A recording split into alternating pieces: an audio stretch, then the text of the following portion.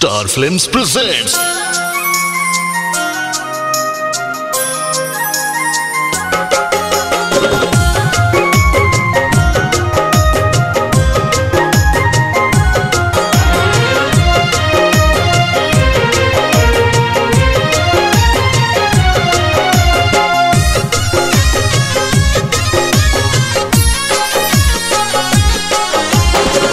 दुपट्टा के कोना पे नाम लिख के गोरी काहे दिलू तू फाड़ के हटाई।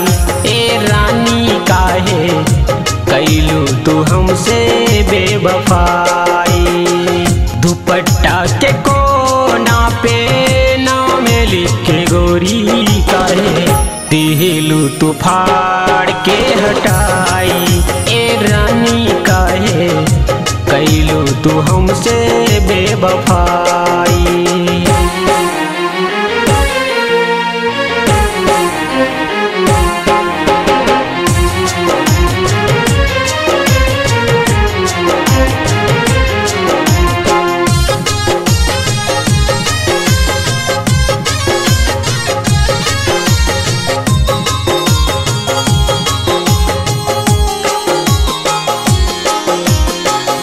मिल के बोलावत रहलू बड़की नहर पे, अब काहे पिलावत बड़ू घूटी जहर के।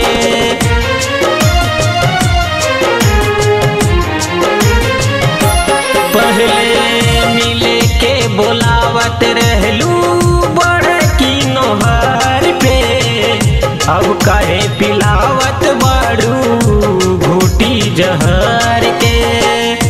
पहले बनबलू दिल के फूला के गुबारा काहे अबे दिलू सुइया चुहाई। ए रानी काहे कैलू तू हमसे बेवफाई।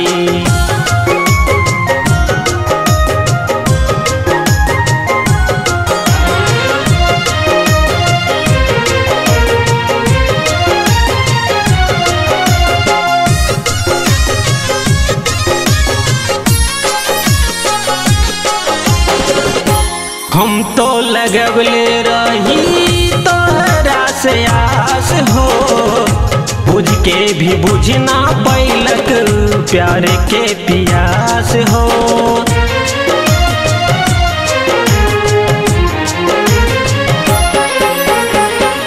हम तो लगवले रही तोहरा से आस हो, बुझ के भी बुझना पैलक प्यार के पियास हो।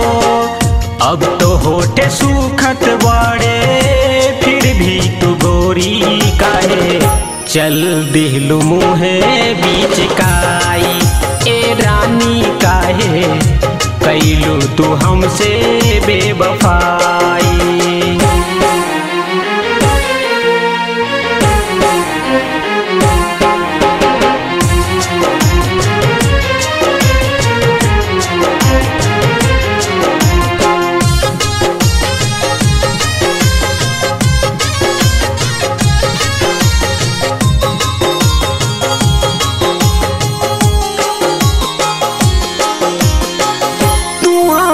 करे जा हुए धड़कन बाटे दिल के, तो जिसमें जाने बनल रहे मिल के।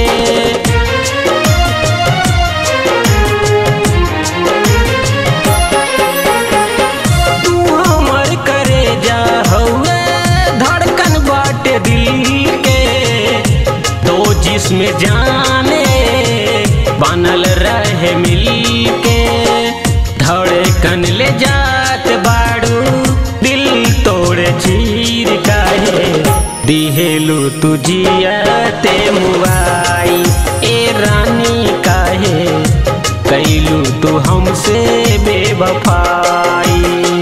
दुपट्टा के कोना पे नाम लिख के गोरी काहे दिलू तू फाड़ के हटाई। ए रानी काहे कैलू तू हमसे बेवफा।